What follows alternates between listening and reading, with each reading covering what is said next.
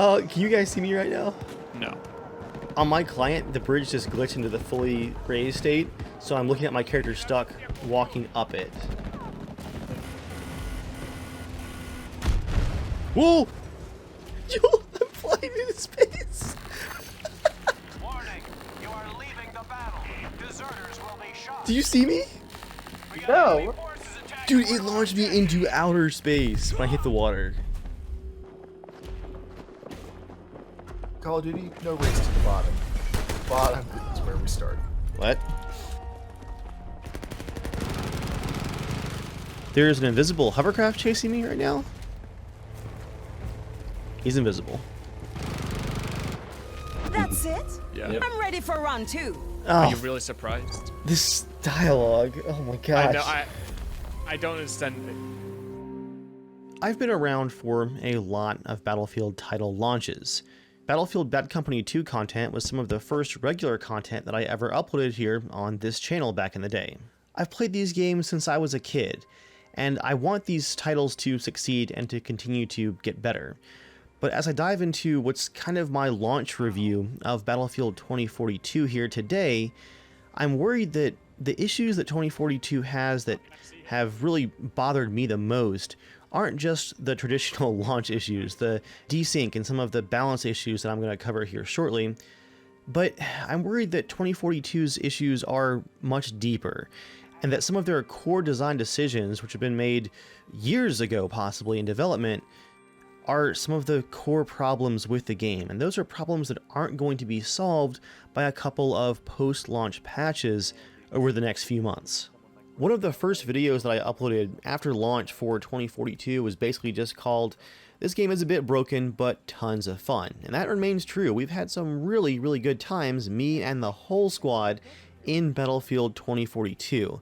But as we've continued to play over the last few weeks, it's kind of started to feel like we're just chasing the dragon, and we're starting to have a nearly even balance of frustrating rounds and actually having a lot of fun. It really swings wildly, and you end up ending a session, if you're playing Conquest for example, and you play for a few hours, feeling kind of exhausted at the back and forth seesaw experience that this game offers. I want to spend most of this video focusing on what I think are the deeper design issues with 2042 that aren't going to be able to be fixed with some quick post-launch work in December and January. But first, I do want to cover some of the things that DICE is currently working on, but still is just some really frustrating issues if you're playing the game right here at launch. So let's cover that launch issue category first. If you've played the game at all, you know the game is having quite a few hit registration issues.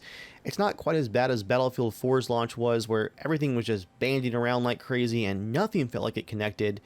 But there are consistent and noticeable issues with hit registration, with banding in vehicles, and it really just leads to an inconsistent experience. Battlefield 1, Battlefield 5, those games, despite their own issues at launch, just didn't see the amount of network issues that I've personally seen here in 2042. What's kind of funny is it's still running, I think, better than I was expecting it to, given the player count increase, but the overall gunplay and flow of the game just feels a bit off. I can guarantee you that's going to get better, as it already has with those first couple of small patches, but this is still, in my opinion, the roughest feeling launch network performance-wise since Battlefield 4. 2042 has also had some of the most obnoxious balance issues that I've seen in a Battlefield title at launch, again, maybe since Battlefield 4. I'm not sure what's going on with DICE's playtesting pool, but it's very obvious to me that their playtesters are not playing Battlefield games like their player base plays them, because it took the community all of 2 seconds to figure out that the hovercraft was ridiculously overpowered at launch. It had the armor of a tank, the speed of a jeep, and it had ridiculous weapon upgrades. The hovercraft actually got me to stop playing for a couple of days, because running around on foot just meant that you were fodder for the hovercraft, either being road killed or spammed by all of its upgraded weapon systems. I really don't understand how that big of a issue gets through playtesting, but it did. And now that that has been patched out and the hovercraft is finally a 2 rocket or tank shell kill, We have the Bolt tracked vehicle with its 30mm cannon upgrade, which is basically the same issue. It has the armor of a tank, ridiculous speed, and can just spam large splash damage weapons against infantry and harvest them non-stop. You also had issues on the first couple of weeks with the Little Bird's main cannon upgrades being way too easy to use, too much splash damage. That's gotten better, but it still has the pretty spammy rockets. And then of course you have the weapon bloom, where DICE hit the weapons that we had in the beta way too hard with the rebalancing hammer, and made all of the assault rifles just feel awful for the first week or two at launch before we got the Thanksgiving patch just last Thursday. The guns felt inaccurate no matter if you burst fired or single fired. The tracers would just go left, right, up, down. And on maps that are so much larger in this game, having the weapons lose that much accuracy, combined with all these balance issues and spammy vehicles, man alive guys, the infantry gameplay here for the first couple of weeks really has been a grind. I don't want to get stuck on this issue for too long, but I just want to reiterate one more time that I really think something that DICE and EA are doing for playtesting these games is not working. We've seen similar balance issues on previous titles, but it's just getting worse with each one, with these super overpowered vehicles or weapons either being way too far overpowered or way too far underpowered. They need to rethink how they're playtesting Battlefield games, get more players in there that are going to play their games like their community is going to, and try to catch some of these issues ahead of time. I also think if possible, they should try to get some of these balance issues where they can tweak them server side without deploying client patches, which requires certification on consoles and just a huge delay to getting these changes out, while your player base is just getting really frustrated with how things are. 2042 already apparently has the ability for the developers to disable gadgets on the specialist remotely without a client patch. It would be great if they could make tweaks to vehicles and weapon balance without client patches as well. That would be a really, really smart move, if it's possible. Moving on quickly through my list of launch-specific issues, a lot of this is just DICE having to reinvent the wheel. Again, I'm not one of their developers, I don't know how their process works, but it really seems like however they're branching off the build for each new game is just not working because they're having to rework the game so much. We're missing features like transparency for the HUD, and if you're looking across these gigantic maps towards clusters of friendlies and friendly points, there's no opacity and transparency for the icons. It's just a giant cluster of HUD on your screen, and if an enemy steps out 40 feet away from you behind a box, you're not going to be able to see them because there's so much heads-up display and UI in your face. The UI is overall not customizable, it's huge, it's bright with tons of contrast, it covers up so much, and these are all problems that previous games have solved. The Battlefield 4 community testing program went through all of this for years, and again, it just feels like they're having to reinvent the wheel. It also seems like here at launch, the large map seems unfinished. It's hard to easily tell where you are quickly at a glance on the map when you bring it up, unless you're really, really familiar with the overall maps. So for new players, they're going to be lost trying to just find fellow squad mates or themselves on the map. And you can't communicate with your squad across platforms because there's no voice over IP at launch. There's no voice comms at all in the game right now. That's coming, but again, that's a serious launch oversight given that we are in a cross-platform game now. There's just no communication, and one of the game's modes, Hazard Zone, is at least in theory dependent on that good communication. Well, that was definitely not a short list, but that does cover what I think are launch-specific issues that are going to get better over the coming months in Battlefield 2042. Next, I want to dig into what I think are really core design problems with the game. These are issues that are not going to be able to be solved in a couple of quick patches. Some of this stuff is going to require going back to the drawing board if DICE wants to really improve them. And a lot of these issues are just abandoning features that the player base has come to expect based on the previous titles. DICE has labeled some of the missing features legacy features, and they're saying that these are things that they are going to look at possibly bringing back, but in my opinion, a lot of these legacy features are core features of this franchise that players have come to expect for good reason. They've always been there. For example, there's no server browser in the main game. Portal mode has a server browser, but you can't even select which map you're going to play on in the main game. The matchmaking is totally random, and the matchmaking happens after every single round that you play. You can't even switch teams, and although you can technically switch squads, they make it as difficult and hidden as possible, and they force you into a random squad as soon as you leave your current squad. Apparently, not only are classes in Battlefield games a legacy feature, but so is the ability to actually choose and control which squad you're in. We also have no spectator mode, a core feature of every Frostbite Battlefield game since Battlefield 3, and there's no news if we're ever going to see it. So for content creators, well, there goes any kind of easy cinematic content creation, there goes your thumbnail creation, and there goes basically any possibility of esports or casting without spectator mode. There's no scoreboard. Kills and assists are combined to make players feel better. It's actually quite hard to track your own performance in game because they want everyone to feel like they're participating, and everybody gets a trophy. And I get it, you've got to protect your player base. You don't want everyone quitting just because there's someone who can play for 12 hours a day. But it's still a competitive first-person shooter. You should be able to see your own stats. And having no scoreboard whatsoever makes it really hard to figure out who you should be targeting on the enemy team that might be, a really good helicopter pilot or a really good tanker that's out there. Removing the scoreboard and having it focus on just your squad really makes it feel like you're just 4 players playing in a gigantic bot match. This feeling of being just a cog in a giant bot machine is made worse by the fact that we don't have those voice comms yet, but also from the fact that we don't have all chat in the game anymore. You can only chat to your teammates. Once again, from a corporate executive overlord, worried board member standpoint, it makes sense. You don't want the enemy team to be able to taunt your team. That's bad for people's feelings and player retention, and anybody who's watched any of my videos from Battlefield 5 or 1 or even older titles knows that the chat can get pretty nasty sometimes. But having no way to communicate with the other team whatsoever, that really does make it feel like you're playing against AI, especially with how some of the players out there play. I'll go ahead and get my digs in here because I can't get them in the all chat in game. Having the enemy team be completely silent is just a really eerie feeling in a Battlefield game. The game has truly lost something by removing all chat, and I'm worried that that's how it's going to be going forward for future titles. I think we might have lost all chat forever.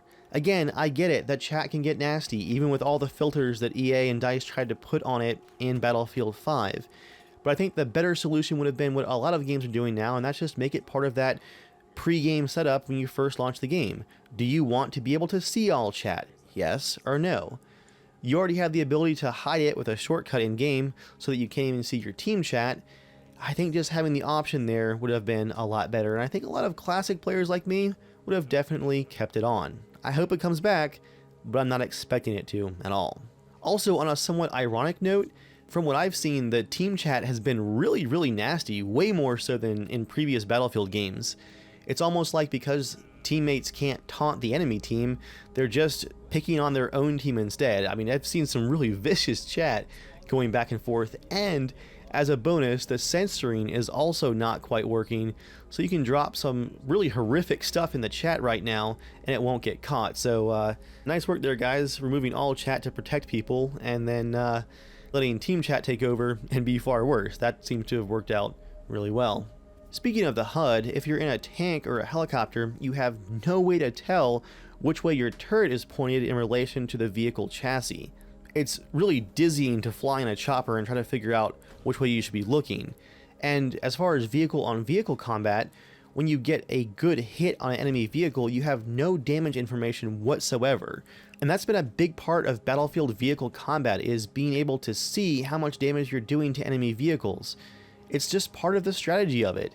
And just getting a notification in 2042 that vehicle part disabled, 10 XP, it just tells you nothing. That's just another thing that we've lost here in 2042 without any explanation of why. And while some vehicles here at launch have been ridiculously overpowered, others seem next to useless, which includes basically all of the jets. Well, all the jets. There's only 2 jets in the game, the base game, and they really are boring to fly. The same bloom effect on the weapons with a cone of spread that affects the infantry really affects the jet as well, so you can't target infantry no matter how accurate you might be with your cursor.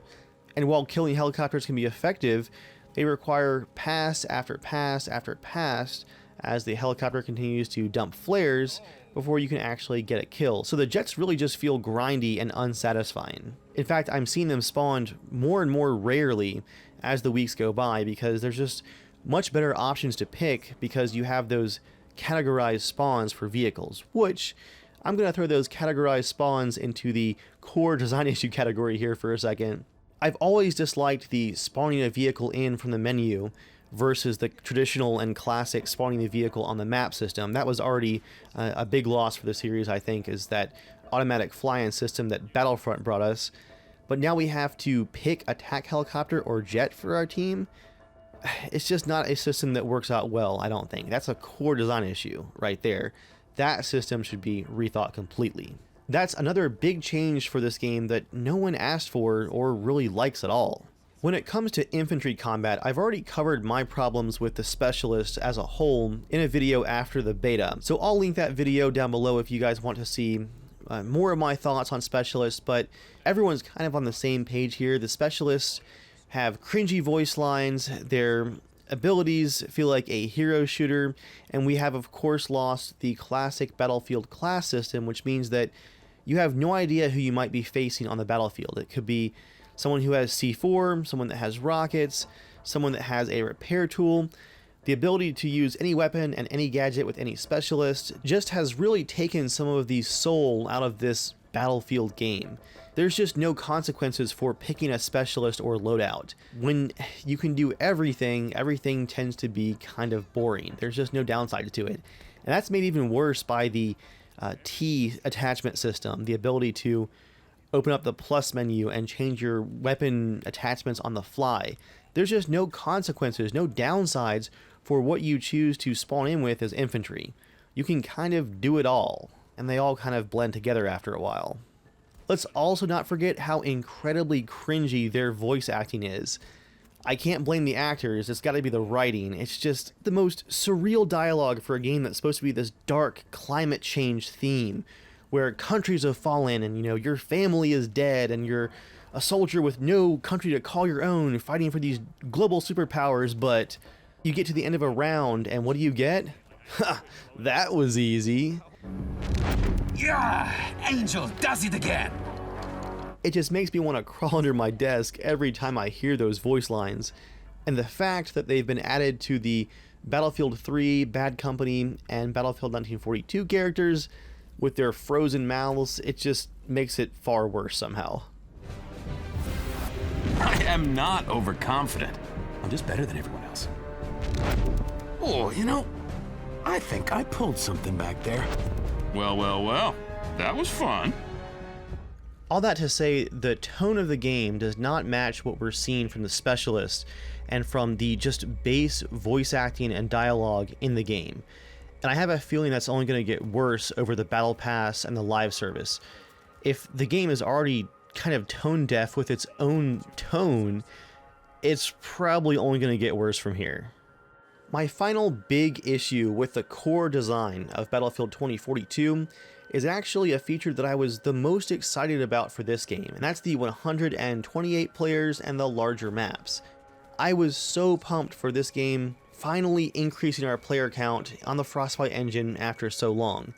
But I think it's quite obvious after playing 45 or so hours in the game, the 128 player flow is not working. The map design isn't working, the players are still bunching up, the server performance is not up to par, and just the whole thing is not quite working as intended. I'm going to label this a core design issue because I think it's going to require some rethinking on transport spawns, map layout, map spawns, and a lot of other things like that. But this is a core design issue that I'm hoping will get fixed, at least in a few months maybe. Because I've seen sometimes the large player count working really well, going with your squad to a side flag and then having an enemy squad show up when you thought you were all by yourself and you're having a cool little firefight there.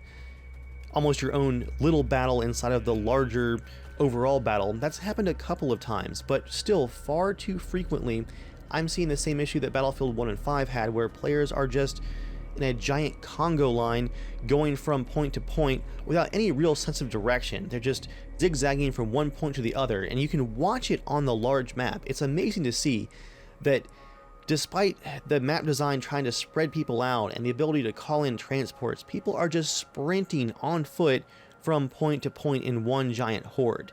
And besides that, causing client frame rate drops and, to me, really affecting server performance.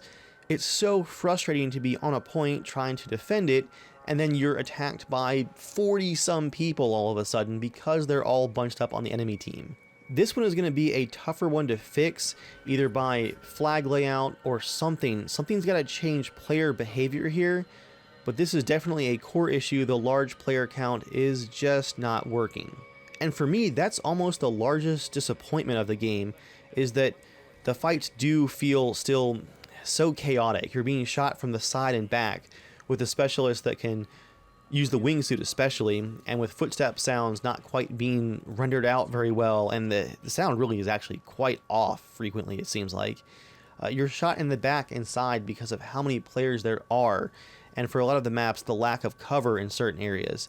That instead of these large maps being, again, these little pockets of smaller battles, you're getting just frustration from large groups of players shooting you with different abilities from different directions, all of which you had no way of expecting or knowing about.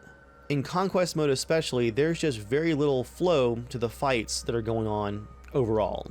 Whew, well, that has been a mouthful, guys. I've been working on these notes for a little over 2 weeks now, trying to just mark down the things that were really getting under my skin, and to summarize, I just don't think that the features that we have gained in Battlefield 2042 have been worth the features that we have lost along the way. And while I have high hopes for performance and balance to get hopefully rapidly better over the course of December, I'm not sure where this game's live service can take it that's going to fix some of those core missing features and core design issues. I'm hoping for the best, but for now I think I'm just going to have to enjoy what we have. And you know, I think I'm going to be going back and playing a bit more of the previous titles as well, especially while we wait for some updates from DICE about what they're going to be working on for some of these issues. I want to hear from you guys though. I know a lot of this has been similar concerns that I've heard from you guys in the comment section here on my channel, and also of course over on Reddit. That place has been on fire ever since launch day. From this list, what do you guys think is the highest priority? Especially from the core features list, what would really make this feel like a classic Battlefield game again? What should DICE focus on first for long-term change? I want to hear from you guys. For now, thanks for watching, thanks for listening, and I'll see you next time.